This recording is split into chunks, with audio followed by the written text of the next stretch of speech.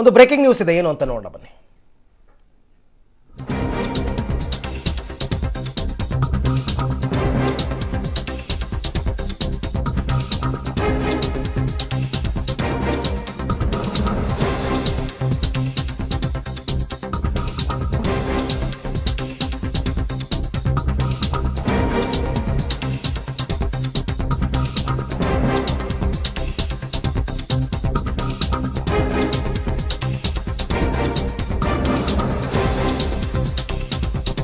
ಮತ್ತೊಂದು high voltage ಕ್ಷೇತ್ರವಾಗಿರತಕ್ಕಂಥ ತುಮಕೂರಿನಲ್ಲಿ ಮಾಜಿ ಪ್ರಧಾನಿ ದೇವೇಗೌಡರು ಸ್ಪರ್ಧಿಸಿರ್ತಕ್ಕಂಥದ್ದು ತಮಗೆಲ್ಲ ಗೊತ್ತಿರುವಂತಹ ವಿಚಾರ.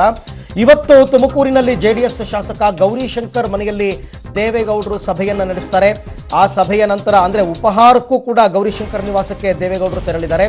ಅದಾದ ನಂತರ ಅವರು ಒಂದು ಸಭೆಯನ್ನ ಮಾಡಿ ಸಭೆಯ ನಂತರ ಹಾಸನದ ಕಡೆ ಪ್ರಯಾಣವನ್ನು ಬೆಳೆಸ್ತಾರೆ. ನಾಳೆ ಮತದಾನ ಇರೋದ್ರಿಂದ ದೇವೇಗೌಡರ ಓಟು ಅವರ ಊರಿನಲ್ಲೇ ಇರೋದ್ರಿಂದ ಅವರು ವೋಟಿಂಗ್ ಮಾಡಬೇಕಾಗತ್ತೆ.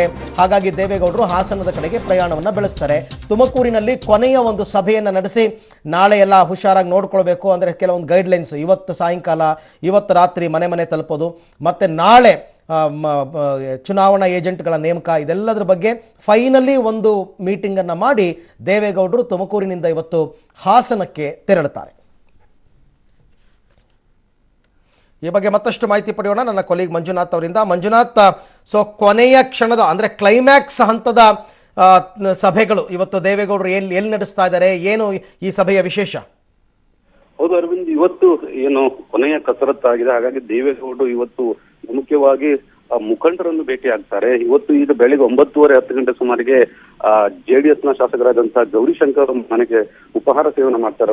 ಅಲ್ಲಿ ಹೋಗಿ ಅಲ್ಲಿ ಲಘು ಒಂದು ಮೀಟಿಂಗ್ ಅನ್ನು ಕೂಡ ಮಾಡ್ತಾರೆ. ಯಾವ ರೀತಿ ಬೂತ್ ಏಜೆಂಟ್ ಆಗಿರ್ಬೋದು, ಪ್ರತಿಯೊಬ್ಬರಿಗೂ ಕೂಡ ಮಾರ್ಗದರ್ಶನ ಮಾಡುವಂತ ಕೆಲಸ ಮಾಡ್ತಾರೆ. ಅದಾದ ನಂತರ ಜೆಡಿಎಸ್ ಮತ್ತು ಕಾಂಗ್ರೆಸ್ ಕಾರ್ಯಕರ್ತರು ಒಂದಿಷ್ಟು ಮನೆ ಮನೆಗೆ ಪ್ರಚಾರ ಮಾಡುವಂತಹ ಸಾಧ್ಯತೆ ಇದೆ. ಅದರ ಜೊತೆಗೆ ದೇವೇಗೌಡರು ಕೂಡ ಒಂದೆರಡು ಮನೆಗೆ ಭೇಟಿ ಕೊಡುವಂತ ಸಾಧ್ಯತೆ ಕೂಡ ಇದೆ.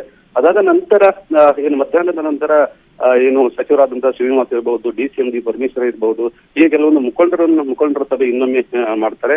ಆದ ನಂತರ ಸಂಜೆ ಹೊತ್ತಿಗೆ ಅವರು ಏನು ಹಾಸನಕ್ಕೆ ಪ್ರಯಾಣ ಬೆಳೆಸುವಂಥದ್ದು. ಅಲ್ಲಿ ಕೂಡ ನಾಳೆ ಮತದಾನ ಇರೋದ್ರಿಂದ ಮತದಾನ ಮಾಡಿ ನಾಳೆ ಯಾವುದೇ ಕಾರಣಕ್ಕೂ ಏನು ದೇವೇಗೌಡರು ಕ್ಷೇತ್ರದಲ್ಲಿ ಇರೋದಿಲ್ಲ, ಅವರು ಬಿಜಾಪುರಕ್ಕೆ ಏನು ಅಲ್ಲಿಯ ಪ್ರಚಾರಕ್ಕೆ ಹೋಗುವಂಥದ್ದು. Okay Manjunath, thank you. ತಮ್ಮೆಲ್ಲ ಮಾಹಿತಿಗಾಗಿ ಧನ್ಯವಾದ.